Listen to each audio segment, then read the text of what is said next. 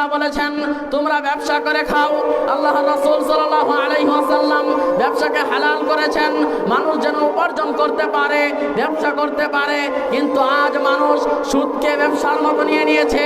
কিন্তু সুদ বিষয়ে আল্লাহ তাআলা বলেন ইমহাকুল্লাহুর রিবা ওয়া ইরবিস সাদাকাত ওয়াল্লাহু লা ইউহিব্বু কুল্লা কাফারিন আযীম।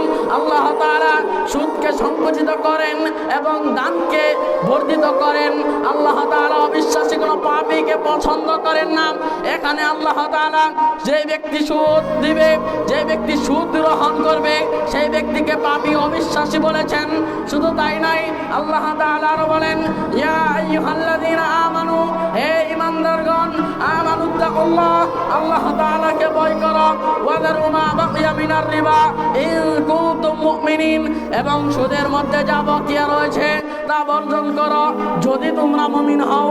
একজন মানুষ যদি নিজেকে মুমিন দাবি করে, একজন মানুষ যদি নিজেকে ঈমানদার দাবি করে, অবশ্যই তাকে সুদকে তার থেকে ভক্ষণ করতে হবে। শুধু তাই নয়, আল্লাহ রাসূল সাল্লাল্লাহু আলাইহি ওয়াসাল্লাম যে ব্যক্তি সুদ খাবে সেই ব্যক্তির বিষয়ে কঠিন গুনাহের কথা বলেছেন। এই বিষয়ে হাদিসে পাওয়া যায় আন আবি হুরায়রা রাদিয়াল্লাহু তাআলা আনহু قال رسول الله صلى الله عليه وسلم الربا 70 حبا أن يسرق أن يلقي الرجل أمه। আবু হুরায়রা রাদিয়াল্লাহু তাআলা আনহু থেকে বর্ণিত, তিনি বলেন আল্লাহর রাসূল সাল্লাল্লাহু আলাইহি ওয়াসাল্লাম বলেছেন সুদের পাপের ভিতরে 70টি স্তর রয়েছে। সুদের পাপের ভিতরে 70টি স্তর রয়েছে।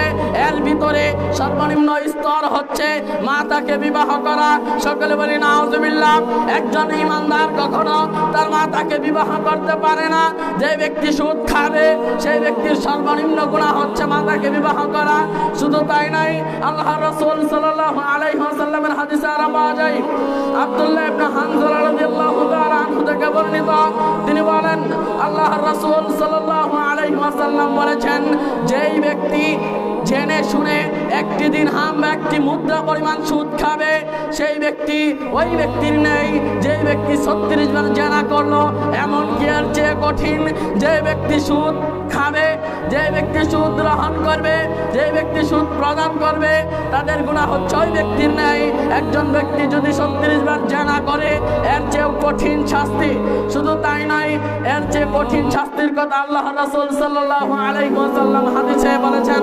এবং আল্লাহ তাআলা হাদিসে আমাদেরকে সুদ যেন আমরা ভক্ষণ করি এই বিষয়ে, সুদ বিষয়ে আমাদেরকে সতর্ক করেছেন।